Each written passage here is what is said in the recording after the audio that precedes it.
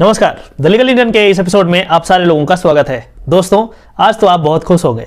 आज Delhi university faculty of law entrance examination 2020 का NTA के द्वारा रिजल्ट निकाल दिया गया।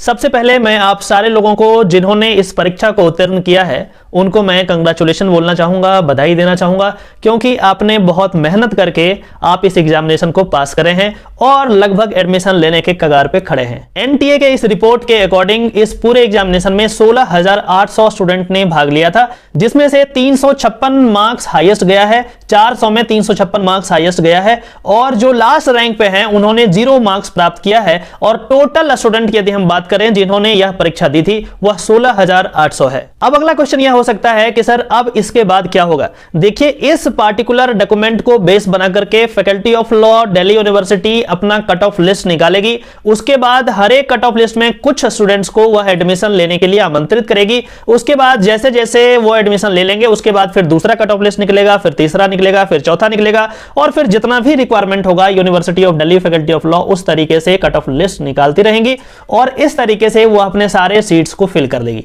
अब अगला क्वेश्चन हो सकता है कि सर सीट्स कितने हैं टोटल।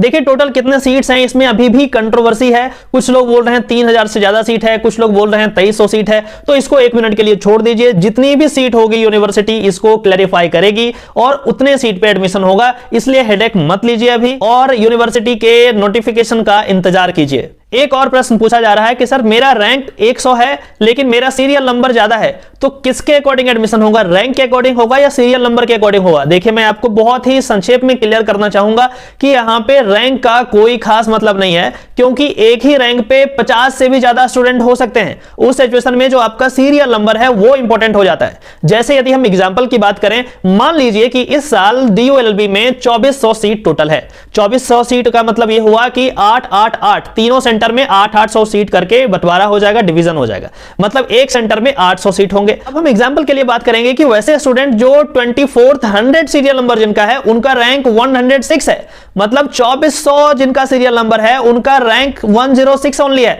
तो यदि यह कहा जाए कि मेरे रैंक पे एडमिशन हो जाए तो बड़ा मुश्किल होगा, क्योंकि एक ही रैंक पे बहुत सारे स्टूडेंट हैं। तो यहां पे जो एडमिशन का क्राइटेरिया होगा वो सीरियल नंबर वाइज से होगा। फॉर एग्जांपल, जैसा कि मैंने आपको बताया कि यदि 2400 सीट टोटल होंगे तो 2400 के अंदर जितने भी स्टूडेंट हैं उनका एडमिशन हो जाना चाहिए। लेकिन यहां पे एक प्रॉब्लम है। प्रॉब्लम यह है कि एनटीए ने जो रिजल्ट दिया है वो सीरियल नंबर वाइज दे दिया है, उन्होंने कैटेगरी वाइज नहीं दिया है। अब इसमें यह आएगा कि कितने कैटेगरी का कितना सीट है वो तो यूनिवर्सिटी के द्वारा दिया जाएगा। अब यूनिवर्सिटी ये बताएगी कि हां जी यूआर के लिए इतना सीट है, एससी के लिए इतना सीट है, एसटी के लिए इतना सीट है, ओबीसी के लिए इतना सीट है और उसके बाद जो है ये आपको आमंत्रित करेगी कि इस सीरियल नंबर तक जो भी है आ जाइए, एडमिशन ले लीजिए। उसके बाद फिर सीट जैसे जैसे बचेगा आपको ये बुलाते रहेंगे।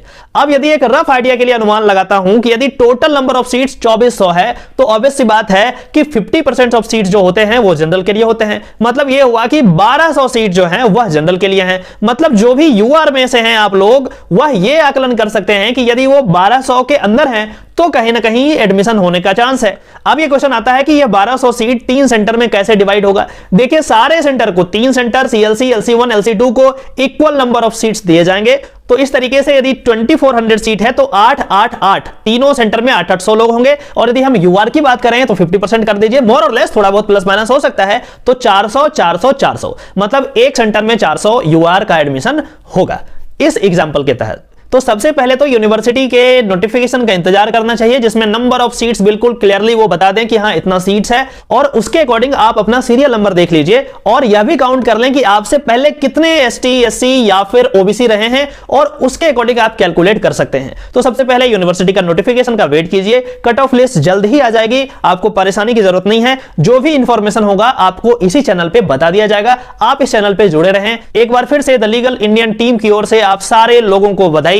आप में से वैसे लोग जो किसी न किसी तरीके से द लीगल इंडियन चैनल से लाभान्वित हुए हैं, आपको किसी न किसी तरीके से इस एग्जामिनेशन के प्रिपरेशन में यदि मदद किया गया है तो आप नीचे कमेंट जरूर करें, जिससे हमारा मोटिवेशन बनता है और मुझे भी लगता है कि चलो मैंने जो भी बताया है अपने चैनल में उसको पढ़ के, उसको समझ के, उसको देख करके लोग एग्जामिनेशन में पास हो रहे हैं। इसी उम्मीद से आपसे विदा लेना चाहूंगा कि आप मुझे नीचे कमेंट करेंगे और आप बताएंगे कि किसी न किसी तरीके से द लीगल इंडियन चैनल आपको मदद किया है। यदि नहीं किया है वह भी बताएंगे और भी यदि आपको कुछ कहने का मन है तो भी बताएंगे। चलिए फिर से मिलते हैं किसी और टॉपिक में, तब तक के लिए नमस्कार, जय हिंद।